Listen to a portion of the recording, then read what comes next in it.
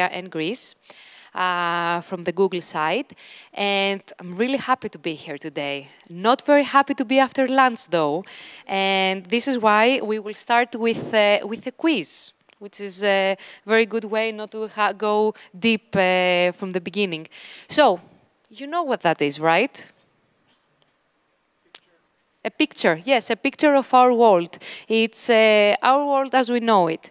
But do you know what that is? Sorry? And picture in color, yes. And do you know why this picture is like that, a little bit distorted, based on what we saw before?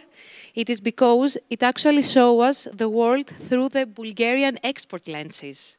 So, exactly, so this is where our Bulgarian companies actually export to. And you will see that there is a very high concentration around the Balkan countries, Central Eastern European countries, I would say in large, and not that much representation of the US and maybe the Asian also continent. But we have met quite a few companies in Bulgaria exporting and a few agencies helping actually also their clients export and go abroad. So let's start from the very basics, like why export? Why does it make sense? Bulgaria spend is increasing, but the domestic market is small. And no matter what kind of forecast we take and how aggressive we go, it will still definitely be small compared to other European markets. And what we see here is a view of the spending in the European Union. You see that it's going up. It's a big size. It's a big market as well. So it presents a lot of opportunities. And what is also important to keep in mind when you see this picture is the number of spending that goes to companies that do not belong to the countries where the spend comes from, so exporters. And you can see here how it has evolved over time during the past 5 years for each one of these countries. More and more, in some cases, even more than half of the spend within the country goes for products and services that actually come from abroad, from other countries, which is very interesting. And just to give also some interesting fun fact, something to remember, I'm pretty sure this will be the only thing you will be remembering after my presentation.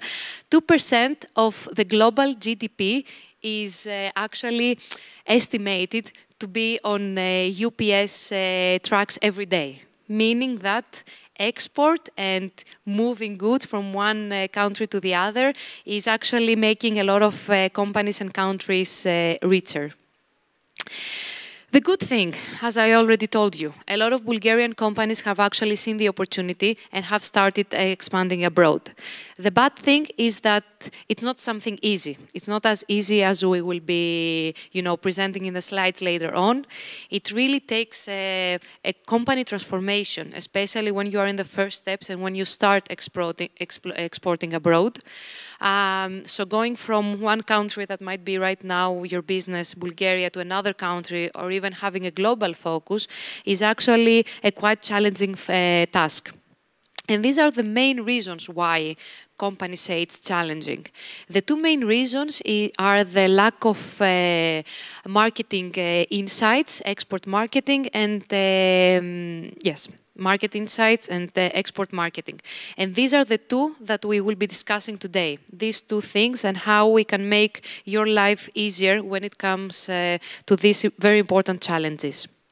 So we will discuss how to pick the right markets when we decide to export. And then we will also discuss how to go there. So the operational model, setting up an operational model that is viable for the country that we will choose. And of course, how we are gonna split and do our marketing mix and what to expect, of course, in the first months and maybe also year of our new endeavor. So let's start with the first one, choosing the right market. And I have a quiz for you once again. So tell me, which country of these do you think look for the lowest prices when shopping online? And please raise your hands. Who thinks it's Spain? Okay, maybe 5 of you. Who thinks it's Scotland? Even less. Okay, I was expecting more. Scottish are supposed to be stingy, right? Who says it's Italy? Okay, wow. And who says it's Germany? Germany, we have a winner.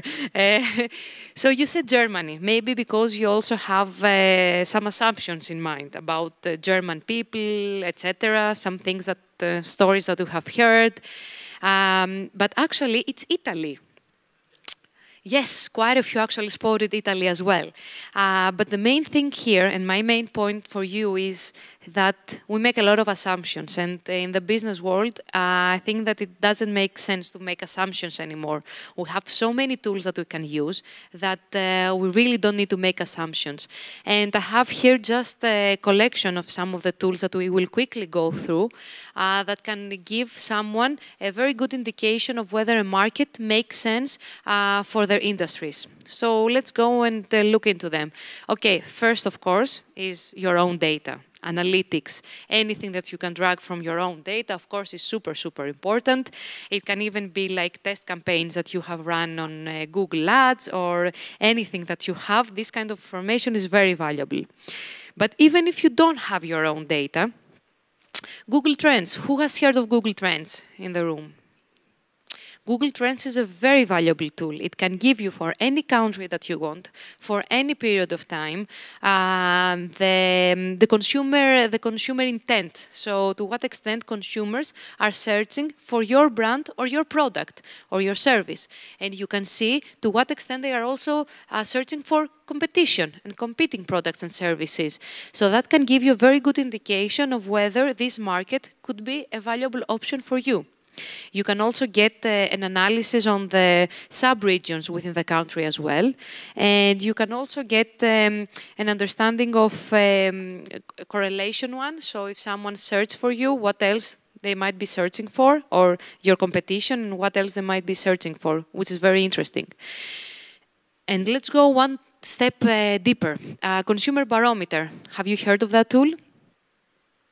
So this is a tool, this is actually, everyone has access to it. It's a tool that based on a research that we run every year globally, and it can give you a lot of valuable information for the people living in the country regarding their research and shopping habits, as well as how they consume media. So you will get information about whether they research online for apparel, for footwear, for TV sets, for tablets. There are so many categories in there. And at the same time, you will see where they buy them, how long before they buy them they start researching for, and what kind of devices they use, what kind of media, what kind of screens. So also to what extent they watch TV, to what extent they use Facebook, to what extent they use search engines. So it actually will give you a better understanding of their behavior when they are online, but also where they are researching offline. A third tool, which is, I was also amazed when I saw it in the first time, is Market Finder. Market Finder is a tool where you can actually go and have your website there, and it can give you an indication of the top 3 markets that would be interested for your product and service. So, for example, you have your site there. Let's assume that we have Super Hosting BG, for example, since I saw them today quite a few times. And it will immediately recognize which services you offer. And then it will give you the top 3 countries globally that would make sense. Why? Because they have a lot of searches around your products, because there are not a lot of competitors active in this market, and because your CPC, or cost per click, as we call it, will be relatively lower or relatively at a good level. So I would really urge you to go and actually use this tool, and you will be amazed with the kind of information that you can get from it. Another one, and a little bit more inspirational, is Think with Google. It's a very nice site that has a lot of case studies and things that went well, things that did not go well for companies around the world. We also have our own Think with Google CEE, featuring case studies from the Central Eastern Europe. So I would really urge you also to go and visit that, aside from the global one. Data Explorer, okay, it's correlation. It actually gives you correlation between brands, words that you might be looking for, product, services. You might get some good input from there as well. Okay, but all these are nice Google tools. Of course, they're not. They're not enough, and you should also assess other facts as well. We have here a framework that's called CADE. So it has cultural, administrative, economic, and geographic elements that someone should also take into account. Of course, this is not our framework; it's quite well known. Okay, so let's assume we have chosen our market. Let's see how we are going to operate in that market. And it's very, very important as well. So we will touch upon briefly 4 elements and 4 aspects: localization, payments, customer service, and logistics. Localization. Localization is very, very important. It's very important because 72% of the people in each country actually say that they spend most of their time on websites that are on their own language. And because 82% of people who buy things say that they are more affected if the promotional material are in their own language as well. And localization means not just translation. Translation is, okay, taking my site and translating it. Localization actually goes one step deeper and assumes that you also feel the people there, their needs, and what kind of maybe different in services or in the promotional material that you have, what exactly they need and how to talk to them. Second part was payments. Ooh, very, very important. 67% of online shoppers say that they have abandoned the carts because they don't have the preferred payment option in this site. And preferred option for each of the countries can vary a lot. So here you see the advanced, most of them are advanced, the European markets, and you see the differences in payment preferences. So, for example, you see United Kingdom and France being a lot into debit card and credit card. But at the same time, you see other options, like, for example, PayPal being very, very popular in Spain and Italy. And you see in Poland that most likely it will be a direct payment through my bank. So it really varies a lot, and it's very important to have this kind of information as well when you start expanding in a new market.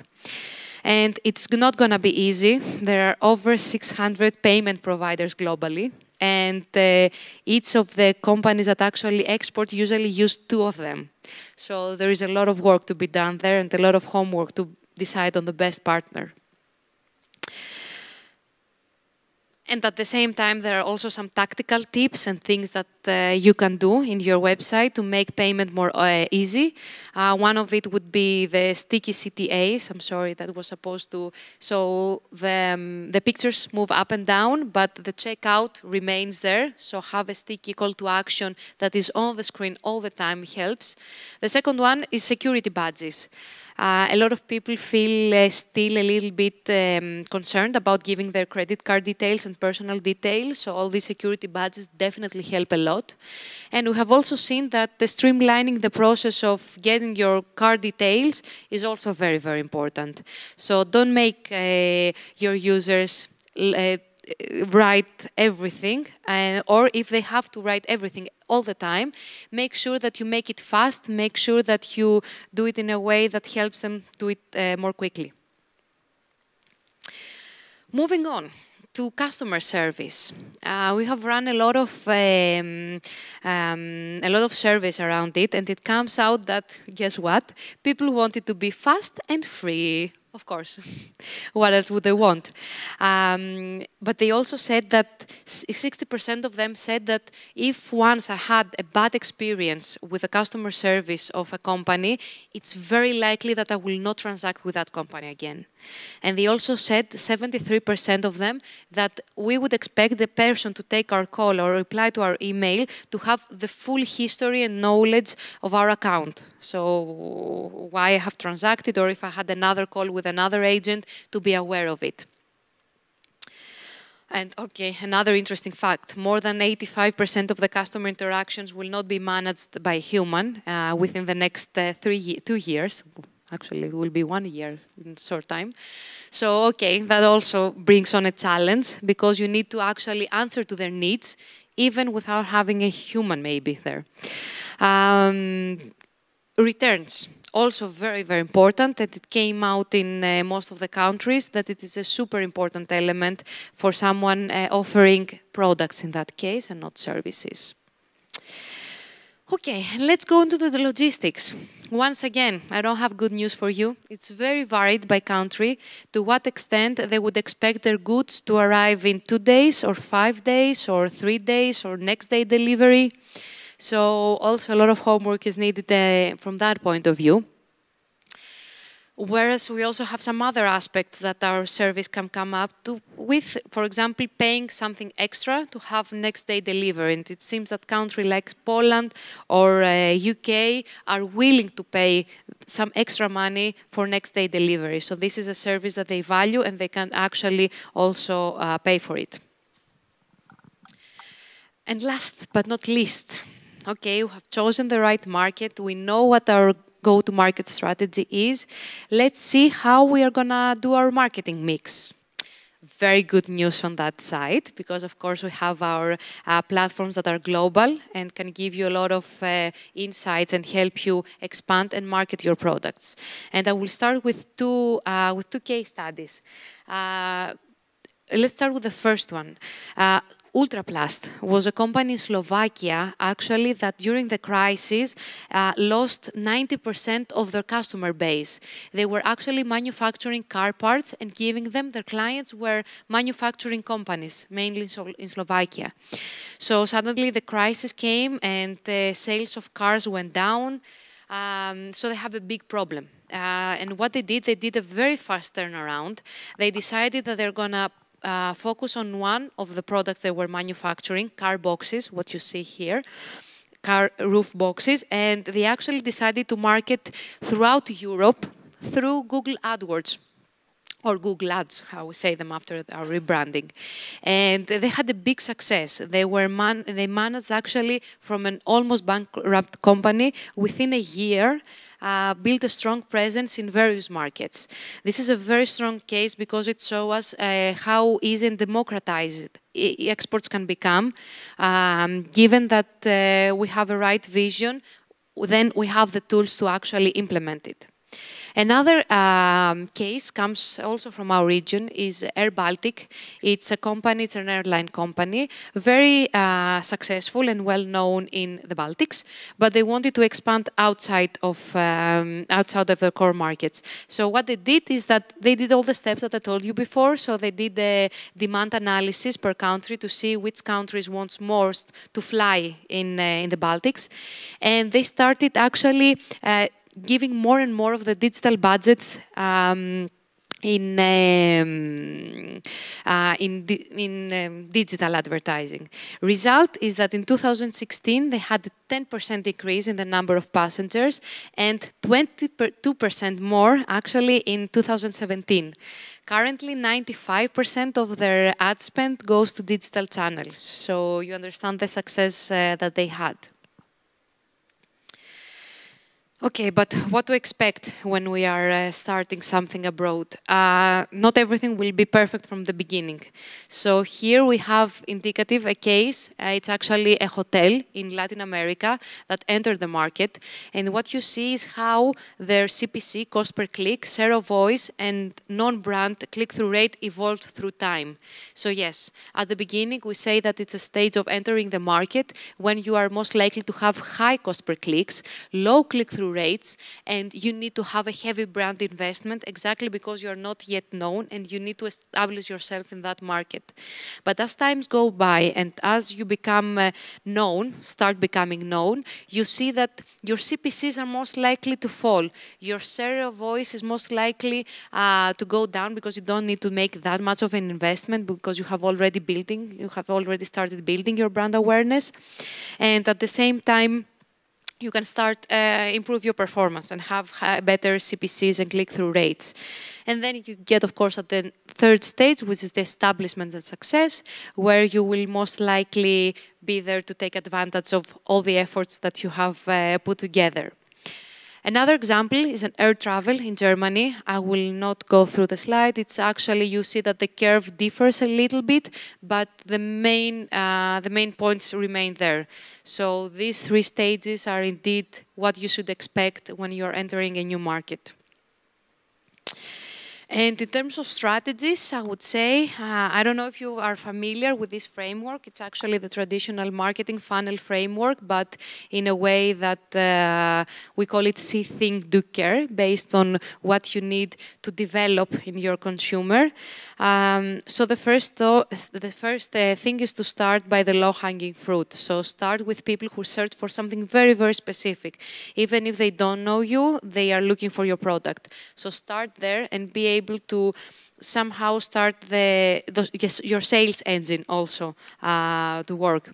And then once you do that, you can move a little bit upwards in the funnel and go maybe more to the consideration stage or even awareness stage and start, for example, targeting something broader, or even start building your brand, which is important. It takes a lot of investment and time, but it's important, and the earlier that you start actually building on your brand, the better results will come, because this will actually decrease also your search cost. The more people search with your brand, cheaper it is for you actually to take these clicks rather than search, for example, for shampoo or car rooftops, like a generic keyword. And with that, and I am on time, I would like to thank you all, and I'm open to any questions that you might have. Thank you. Big applause. Spirit, thank you. So basically, everybody in the room, the question should be in English. Who want to start first? That. Next time, my Bulgarian will be better, I promise. No worries. Nobody want to start first. I can start first.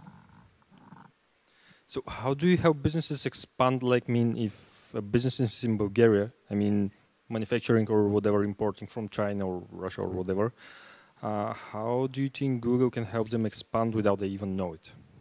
Without even knowing it? Yeah, most of the businesses in Bulgaria that import are not that big, or they just try to figure out how to do marketing here, sales, logistics, etc. Some of them have an idea that they can sell in Romania because they've heard Romania is bigger market. They are 36 million or 3, something like that. And they have a higher standard than ours, but they just don't know how to do it. Yeah. In terms of marketing, you mean, or in terms of operational model? In marketing and a little bit of operation. Yes.